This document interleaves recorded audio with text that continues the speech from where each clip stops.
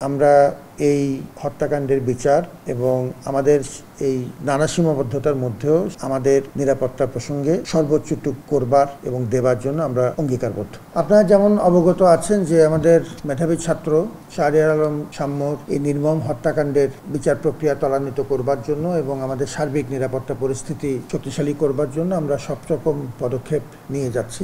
তার ধারাবাহিকতায় আজকে আমরা মাননীয় স্বরাষ্ট্র উপদেষ্টার সাথে জরুরি একটি বৈঠক করেছি। সেই বৈঠকে আমাদের সাম্য যে ইনস্টিটিউটের ছাত্র ছিল, আমাদের শিক্ষা গবেষণা ইনস্টিটিউট, সেই ইনস্টিটিউটের পরিচালক এবং প্রত্যক্ষদর্শী ছাত্রদের একজন এবং আরও একজন ছাত্র, তাদেরকে সাথে নিয়ে আমার প্রক্টর এবং আমি আজকে মাননীয় উপদেষ্টা এবং বিশেষ সহকারী স্বরাষ্ট্র মন্ত্রণালয় বিষয়ক জনাব খোদা বক্স, তার সাথে আমাদের গুরুত্বপূর্ণ আলোচনা হয়েছে।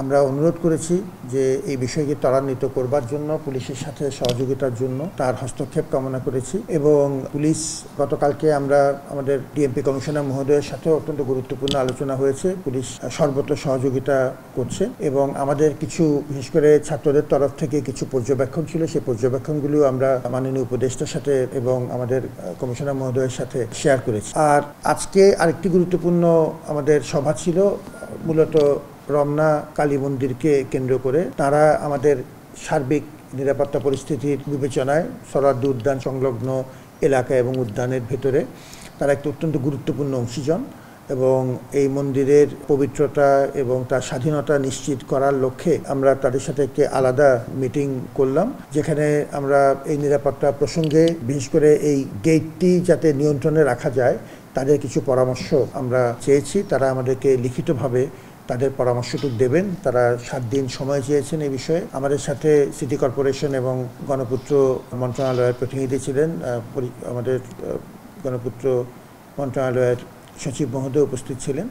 তো তারা এখন এর আগের সিদ্ধান্তগুলো দেয়াল দিয়ে দেওয়া রাজুর পেছনের অংশে এবং প্রয়োজনীয় পর্যাপ্ত লাইটিং এবং সিসিটিভির ব্যবস্থা করা, এই কাজগুলো দ্রুতগতিতে এখন এগিয়ে চলেছে এবং সচিব মহোদয় সেটা নিশ্চিত করেছেন। আমাদের তরফ থেকে আমরা এই হত্যাকাণ্ডের বিচার এবং আমাদের এই নানা সীমাবদ্ধতার মধ্যেও, সীমিত সামর্থ্যের মধ্যেও আমাদের নিরাপত্তা প্রসঙ্গে সর্বোচ্চটুকু করবার এবং দেবার জন্য আমরা অঙ্গীকারবদ্ধ।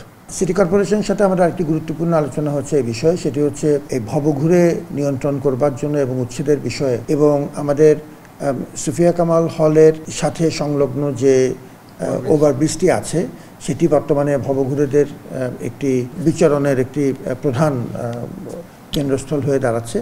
আমরা সিটি কর্পোরেশনকে অনুরোধ করেছি, আমরা আগামীকালকে এই বিষয়ে দাপ্তরিক আনুষ্ঠানিক চিঠি পাঠাবো যে এই ওভারব্রিজটির এক প্রান্ত থাকবে হলের ভেতরে এবং আরেক প্রান্ত থাকবে কার্জন হলের ভেতরে।